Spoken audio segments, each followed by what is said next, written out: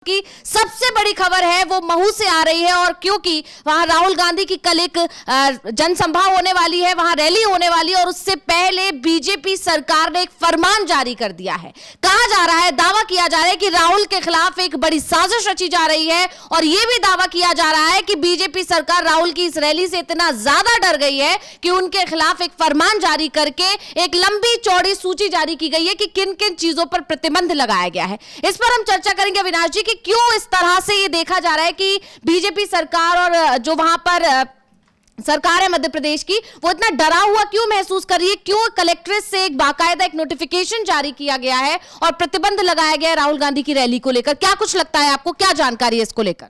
हाँ, महू में 27 तारीख को रैली होनी है कांग्रेस की तरफ से। जय संविधान जय बापू से जो रैली एक, क्योंकि कांग्रेस की तरफ से जो एक आंदोलन शुरू किया गया है डॉक्टर साहब अम्बेडकर के सम्मान में, जिस तरीके का बयान अमित शाह ने राज्यसभा में दिया था, उसको लेकर कांग्रेस की तरफ से तो उसी दिन से ही जिस 17 दिसंबर को बयान दिया है उसके बाद से ही प्रोटेस्ट चल रहा है कि सिर्फ माफ़ी की मांग की गई थी कि भाई यदि आपसे कुछ गलती से कोई शब्द निकल गए हैं तो आप उसको माफ़ी मांग लीजिएगा। लेकिन माफ़ी मांगने की जगह वो अपने बयान का बचाव करते हुए दिखाई दिए।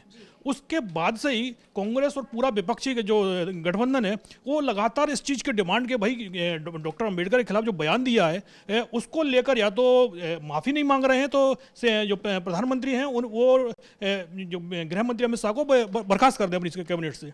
अब उसके बाद लगातार कांग्रेस के पिछले एक महीने से प्रदर्शन चल रहे हैं। 27 तारीख को इंदौर में रैली बुलाई गई है क्योंकि डॉक्टर अंबेडकर का जन्म महू में हुआ था, तो महू में ही कांग्रेस ने रैली से बुलाई है। अब उसकी एक प्रक्रिया रहती है, भाई यहाँ पर आप रैली वगैरह कोई कार्यक्रम करते हैं तो प्रशासन से एक अनुमति मांगी जाती है। तो कांग्रेस की तरफ से वही अनुमति मांगी गई थी जिला प्रशासन से। तो जो वहाँ के डीएम है उनकी तरफ से जो आदेश जारी हुआ है उसमें एक तरीके से राहुल गांधी से यह कह दिया गया कि आप भाषण ही मत दीजिएगा, आप वहाँ कुछ बोलिएगा मत। भाई इतनी बड़ी रैली बुलाई गई है और रैली का सबको पता है कि रैली किस लिए बुलाई गई है, डॉक्टर अंबेडकर के सम्मान के लिए वो रैली बुलाई गई है। और उसमें जो बात होनी है उस भाई जाहिर सी बात है, एक राजनीतिक दल की रैली होगी तो सरकार के जो नीतियां हैं उन नीतियों पर यदि जनता के विरोध में है तो उन नीतियों पर वो सवाल भी उठाए जाएंगे। अब डीएम साहब का जो ऑर्डर आ रहा है उसमें यह कहा जा रहा है कि आप राजनीतिक बयान नहीं देंगे। भाई चलो, जो धर्म विरोधी भाषण की जो बात कर रहे हैं, जो आप देखिएगा 6वें नंबर की आप देखिएगा, उसमें साफ साफ लिखा हुआ है कि इस दौरान राजनीतिक और धर्म विरोधी भाषण नहीं दिए जाएंगे, प्रतिबंधित रहेंगे। भाई धर्म विरोधी भाषण तो कांग्रेस के नेता कभी देता ही नहीं है।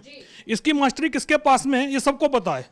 जहाँ जिनकी सरकारें हैं उनकी पार्टी के नेता किस तरीके के भाषण देते हैं ये सभी को पता है, लेकिन उन पर कोई कार्रवाई नहीं होती। राहुल गांधी ने कभी भी धर्म विरोधी भाषण नहीं दिया है।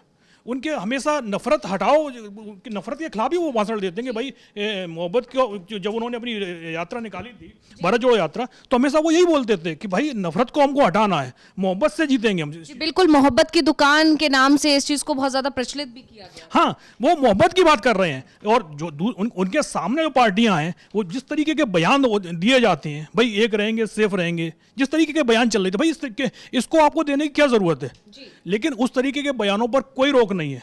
लेकिन जाहिर सी बात है कि जो रैली महू में होनी है उसमें बीजेपी सरकार की खामियां बताई जाएंगी और उस पर ही रोक लगाई जा रही है कि आप राजनीतिक बयान नहीं देंगे। भाई राजनीतिक बयान नहीं देंगे एक राजनीतिक दल की रैली में तो फिर क्या बात होगी? भाई या तो आपकी तरीके से भाई मंदिर के सामने बैठकर भजन कीर्तन शुरू कर दो कि भाई यही हमारी रैली हो रही है, तो भाई वो चीज़ तो होनी नहीं है वहाँ। भाई जो रैली का जो पहले से ही तय है कि भाई ये रैली किस विषय पर होनी है, तो अब आप अगर राहुल गांधी के राजनीतिक भाषण पर भी रोक लगा रहे हैं और दूसरी तरफ आप संविधान की बात भी कर रहे हैं, तो ये किस तरीके से आप संविधान को सुरक्षा की बात कर रहे हैं?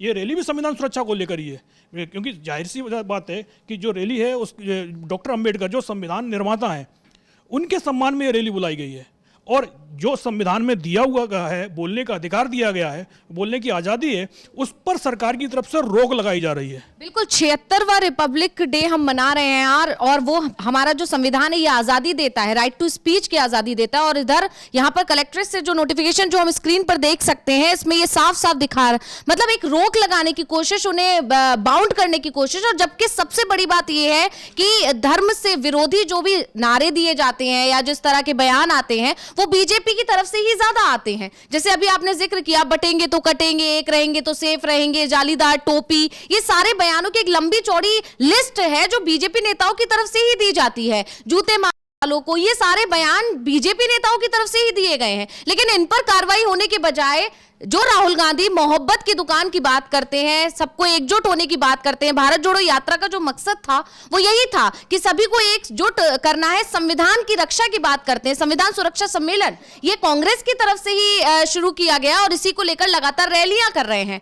हर अपनी रैली में, हर अपने जन संबोधन में राहुल गांधी संविधान की सुरक्षा की बात करते हैं, संविधान की बात करते हैं, और यहां पर उन्हीं को ही रोकने की कोशिश की जा रही है। उनको ही कहीं ना कहीं इससे ये साफ पता चलता है कि एक डर है बीजेपी नेताओं के अंदर या बीजेपी सरकारों के अंदर कि राहुल गांधी जो मुहिम चला रहे हैं संविधान को बचाने की, संविधान की सुरक्षा की, सबको एकजुट करने की, ये कहीं ना कहीं बीजेपी की जो राजनीति है बांटने की, उस पर बहुत ज्यादा उनके लिए मुश्किल पैदा कर सकती है। क्या कहना चाहेंगे आप? हाँ बिल्कुल, क्योंकि राहुल गांधी ने लोकसभा चुनाव से ही जो संविधान बचाने की लड़ाई शुरू की है, भाई संविधान बदलने की बात किसने की? कांग्रेस की तरफ से तो कभी इस तरीके की चर्चा नहीं हुई। संविधान बदलने की बात बीजेपी की तरफ से इस चुनाव से नहीं, बल्कि बहुत पहले से चली आ रही है। शुरुआत से ही, जब जिस दिन से संविधान लागू हुआ है देश में, संविधान को स्वीकार ही नहीं किया। संविधान को खाली इसलिए माना है कि भाई सत्ता में आना है, राजनीति करनी है, इसलिए संविधान को मानना पड़ेगा। नहीं तो बीजेपी या उनसे जुड़े हुए जितने भी संगठन हैं, उन्होंने कभी भी इस संविधान को स्वीकार ही नहीं किया। अब क्योंकि शुरुआत में तो वो इतने पावर में ही नहीं थे, विपक्ष में रहे हैं, तो विपक्ष में रह के तो आप कुछ कर नहीं सकते। लेकिन जैसे ही सत्ता मिली और सत्ता में जब लोकसभा में पूर्ण बहुमत की सरकार बनी, उसके क्योंकि आप लोकसभा में तो बहुमत में थे, लेकिन राज्यसभा में आपका बहुमत नहीं था। आज भी बहुमत नहीं है बीजेपी का, लेकिन हाँ एनडीए थोड़ा कंफर्टेबल मेजोरिटी में आ गए हैं।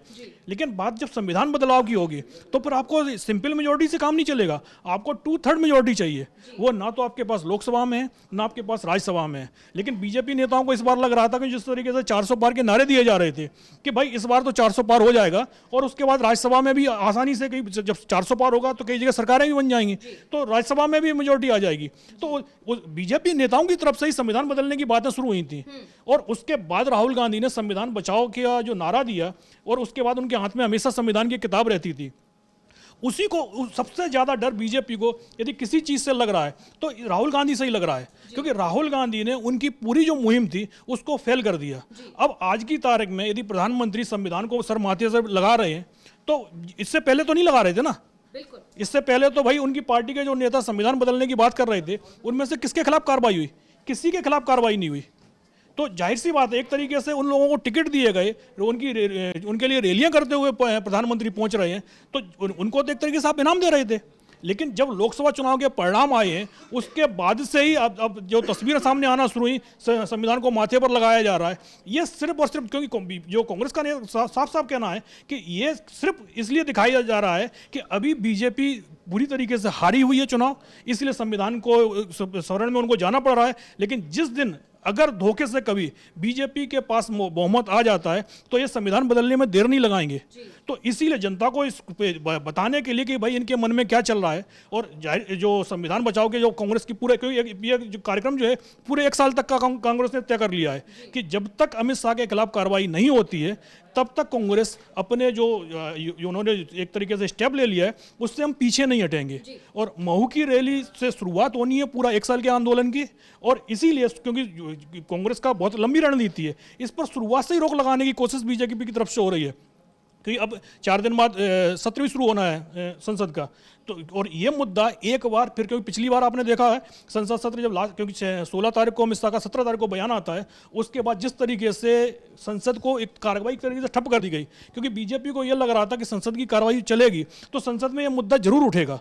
तो इसीलिए सत्ता पक्ष की तरफ से ही जिस तरीके से संसद में हंगामा मचाया गया और अंतिम समय पर संसदीय कार्रवाई चलने नहीं दी गई, तो उस आपने शीतकालीन सत्र तो चलो एक तरीके से चला गया, लेकिन बजट सत्र ये मुद्दा तो अभी तक भी जीवित है।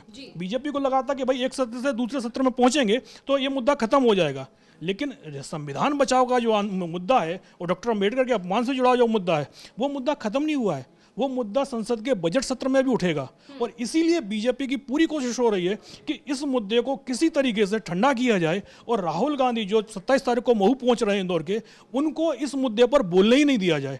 और इसी तरीके से जो आदेश निकले हैं, भाई ये आदेश यदि कोई कोर्ट में चुनौती दे देगा तो कोर्ट ही जो वहाँ के डीएम है उनसे ही पूछ लेगा कि भाई आप बोलने की आज़ादी किसी से कैसे छीन सकते हैं। कोई वहाँ राहुल गांधी कोई दंगा फैलाने तो नहीं जा रहे हैं। भाई उनका जो बयान होगा वो जो शुरुआत से ही बोलते हैं भाई हमें नफरत को हटाना है, और और संविधान बचाने की लड़ाई है, इसी मुद्दे पर वो वहाँ जाकर बोलेंगे। भाई जो बात अमित शाह ने बोली है वो तो उसके खिलाफ ही बोलेंगे वहाँ पर जाकर, लेकिन जो आदेश निकाला गया है कि राहुल गांधी कोई राजनीतिक बयान नहीं दे सकते, तो फिर राहुल गांधी क्या बोलेंगे, वहाँ भजन गाने के लिए जाएंगे क्या? तो जाहिर सी बात है, सवालों में तो एक तरीके से बीजेपी ही खुद आ गई है।